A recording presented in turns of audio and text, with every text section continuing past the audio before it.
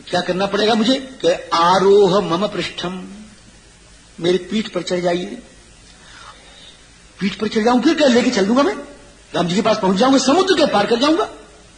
कि रावण आ जाए तो माता एक नहीं अनेक रावण आए, मुष्टिक में चूर्ण चूर्ण कर दूंगा। राम जी त्वाम तो पृष्ठगताम कृत्वा संतरिष्यामि सागर शक्तिरस्ति ही मे बोधूम लंकाम अपि सरावणाम। और आप अगर कहो कि आप तुम्हारी पीठ पर नहीं चाहेंगे तो हम सारी लंका को ही उठा करके लेके चल दें, अगर आप कहो तो ऐसा भी कर सकते हैं, आप आज्ञा दो, हम तैयार। तो किशोरी जी, हनुमान, हाँ माता बोलो। ये तो मैंने कैसे दी, तू झूठ बोल रहा है, लेकिन तेरी बात में मुझे दम नहीं मालूम पड़ रहा है। क्यों कि इतना छोटा सा तू है, गुन्ना सा मुन्ना सा नन्ना सा, बात्सल्य हो गया ना तो बात्सल्य में और छोटा मालूम पड़ता है। ये इतना नन्ना मुन्ना गुन्ना सा तू है, अब तू कहता है इतना बड़ा काम करूंगा, कैसे करेगा रे? कथम चाल्प शरीर हस्तम मामितो नेतुम इच्छसी, इतना छोटा गुन्ना मुन्ना कैसे मुझे ले चलेगा? हनुमान जी ने कहा भैया मैं छोटा नहीं हूं, मैं बहुत बड़ा हूं। क्या तू बड़ा है, दिखता तो छोटा है, क्या मैं बताऊं कितना बड़ा हूं? क्या ततो वर्धितुम आरेभे, ततो वर्धितुम आरेभे, ये मैं आरेभे का भाष्य तिलककार ने किया है, बहुत बढ़िया भाव किया है। वर्धितुम आरेभे, आरेभे का मतलब महाराज जी एकदम बड़े नहीं हो गए, एकदम बड़े नहीं हो गए। सोचिए कि एकदम बड़ा हो जाऊंगा तो मां डर जाएगी, तो थोड़े बढ़े, देख लिया मां ने, देख लिया, थोड़े और बढ़े, फिर थोड़ा और बढ़े, फिर थोड़ा और बढ़े, इस तरह से धीरे धीरे बढ़े महाराज जी। देखा कि मां घबरा नहीं रही है तो और बढ़े, देखा नहीं घबरा तो और बढ़े, इस तरह से तथा वर्धितु मारे भी सीता प्रत्यय कारणात, सीता प्रत्यय कारणात क्रमशः वर्धितुम आरे भी। समझिए अब राम जी महाराज अब तो सीता जी ने देखा और देख करके गदगद हो गई, कृतकृत्य हो गई। अरे हनुमान बस, अरे तू मेरे लाल, तू तो सब कुछ करने में समर्थ है, तू तो सब कुछ करने में समर्थ है, कि भैया मैं तो कुछ नहीं कर सकता। सुनु माता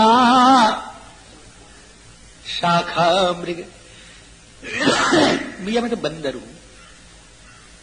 मैं तो घुड़कना जानता हूं, बड़े से बड़ा हो बंदर घुड़क तो देगा ही महाराज, बंदर घुड़की बड़ी मशहूर है महाराज, कि मैं तो घुड़कना जानता हूं, भैया काम करना है तो मैं क्या जानू है?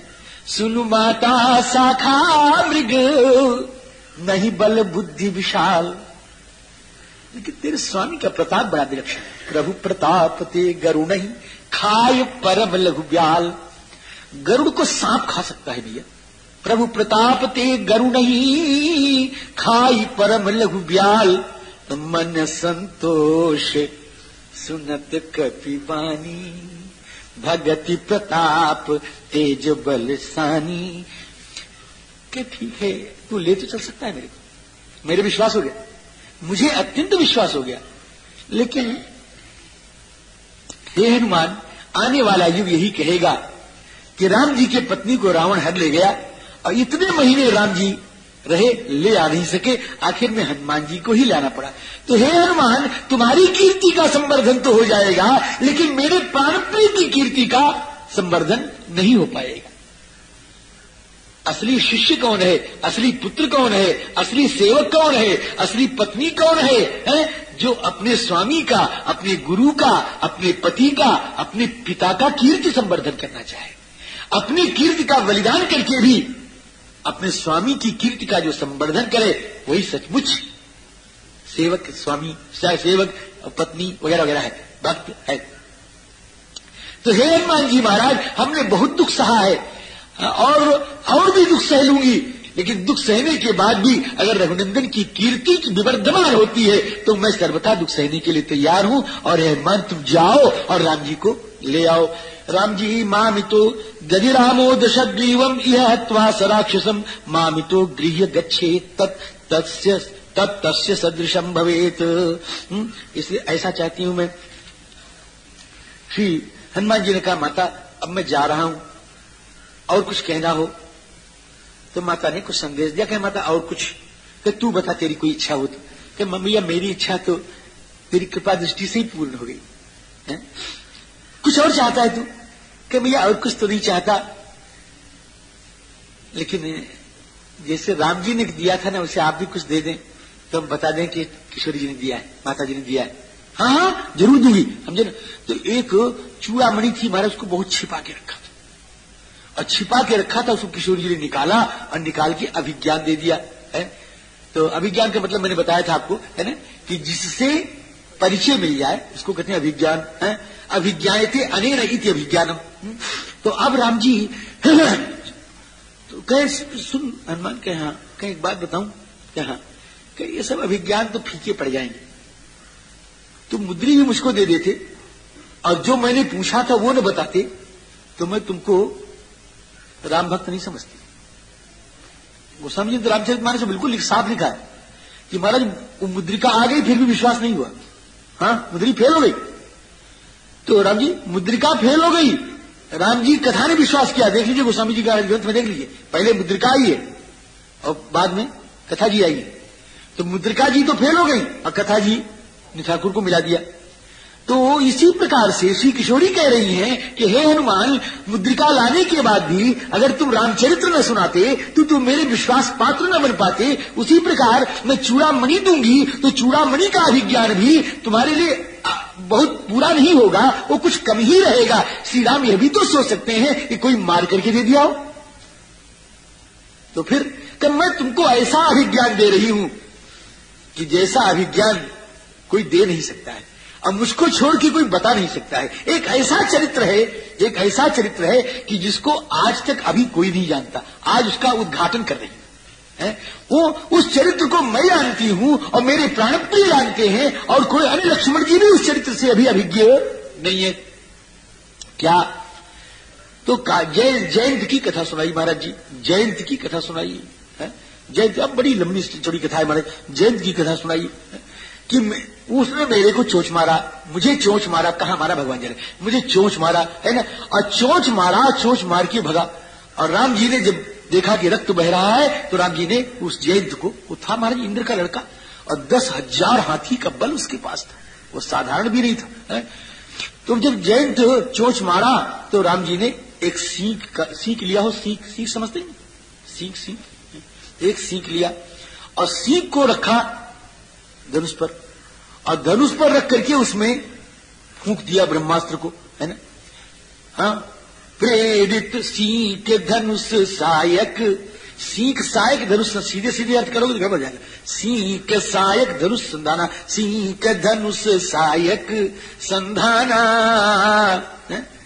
बहुत लोग कहते हैं सीख धनुष सायक संधाना, सीख का था धनुष, उस पर मार चला दिया, सीख धनुष सायक संधाना। और प्रेरित मंत्र ब्रह्म सर धावा, और मंत्र से प्रेरित ब्रह्मास्त्र दौड़ा महाराज जी। अब मैं कथा नहीं सुनाऊंगा इसको, तो राम जी तो मन तो कहता है सुनाने को, मन तो कहता है इसको सुनाऊंगा बढ़िया, खूब बढ़िया ठाड़ के साथ सुनाऊंगा, लेकिन महाराज जी कथा जी कहती हैं कि हमको नहीं खुश हो गया, इसलिए चल रहे आगे। अब सीख का बाण छोड़ा महाराज, ये सीख का बाण क्यों छोड़ा? श्री राम जी ने सोचा कि अगर मैं इसके मारने के लिए सीधे सीधे ब्रह्मास्त्र का प्रयोग कर दूंगा तो लोग कहेंगे देखो एक कौए को मारने के लिए ब्रह्मास्त्र फेंक दिया, कहेंगे नहीं, एक कौए के मारने के लिए ब्रह्मास्त्र फेंक दिया, फिर क्या करूं अब, है ना। तो कहे हे जयंत तू ऊपर से देखने में कौआ है तो कौए के मारने के लिए तो सीख का बाण छोड़ रहा हूं, अगर तू भीतर से कहे कि मेरे भीतर 60,000 यक्ष का बल है तो उसको पराजित कहा इतना है, मैं बल कह पहले गलत कह गया, अब सही है, मेरे भीतर 60,000 यक्ष का बल है तो उसको नाश करने के लिए मैं ब्रह्मास्त्र का प्रयोग कर रहा हूं, है ना। प्रेरित मंत्र ब्रह्मशर धावा, ऐसा किया महाराज जी वो। और फिर उसके बाद वो घूमा चारों तरफ, वो अपने बाप के पास गया, वो अपने बाप के पास गया। बाप से बढ़ के कौन रक्षा कर सकता है, कर सकता है? कहते हैं कि तेरे बाप का है क्या, कि तेरा बाप है जो है रक्षा कर ले, कहे कहते हैं अरे बाप का बड़ा महत्व है, वो बाप का बड़ा महत्व है। तो कहते हैं ना तेरा बाप मर गया रो रहा गया, बाप को कहते पिता, ये तो बाप तो उर्दू वाला है ना, वो आदम हुआ वाला है। पिता माने पिता, बाप का कोई अर्थ नहीं, बाप का कोई अर्थ नहीं, आपसे सच्ची बताऊं बाप का कोई अर्थ नहीं, एकदम कोई अर्थ ही नहीं। और राम जी पिता का अर्थ है, पिता माने पारक्षणे धातु से पिता बनता है। इसका मतलब जो रक्षा करे उसका नाम पिता है। अब वो रक्षा करने वाले पिता के पास गया। इसी तरह सब है। बेटा का कोई अर्थ नहीं, पुत्र का अर्थ है। बेटा का कोई अर्थ नहीं, पुत्र का अर्थ है। जोरू का कोई अर्थ नहीं, पत्नी का अर्थ है। सब है इसे है। तो राम जी कहाँ गया हो? सपित्राच, उसका बाप ने भी उसको छोड़ दिया हो। सपित्राच परित्यक्ता सर्वैश्च परमर्षिभिः त्रिलोकान संपरिक्रम्य, तीनों लोक में घूम करके तमेव शरणं गतः राघवम शरणं गतः, राम जी के शरण में गया और तभी उसकी रक्षा हो पाई। और ये कथा सुना करके ये कह देना कि हे रघुनंदन, श्री सीता जी ने कहा है कि हे प्राणास्पद, हे प्रियतम, मेरे लिए आपने कौवे को छोड़ा नहीं और आज इतना मुझको सर्वस्व हर लेकर के रावण आया है और इस रावण को आप अब तक छोड़े हुए, इसको क्यों नहीं मार रहे हैं? ऐसा जाके कहना, ये अभिज्ञान है। ये कथा सुना रही हूं। इस कथा को राम जी को सुना देना, राम जी एकदम समझ जाएंगे कि तू सीता जी के पास से आ रहे हो, ये अभिज्ञान। और फिर चूड़ामणि भी महाराज जी बड़े छिपाए के रखा था, उसको निकाला। ततो वस्त्रगतम मुक्त्वा दिव्यम चूड़ामणिम शुभम प्रदेयो राघवायेति सीता हनुमते ददौ। श्री सीता जी ने हनुमान जी महाराज को वो चूड़ामणि दे दिया। महाराज जी श्री सीता जी ने मस्तक का आभूषण देकर के यह कहा, हे प्रभु, अब इस मस्तक की रक्षा तो तुम्हारे हाथ में है और ये मस्तक अब कटने वाला है, इसको आप बचा लो। अथवा श्री भगवान रघुनंदन रामचंद्र ने हाथ का आभूषण देके यह कहा कि हे सीते, तुम्हारे ऊपर मेरे हाथ की छाया हमेशा विद्यमान है।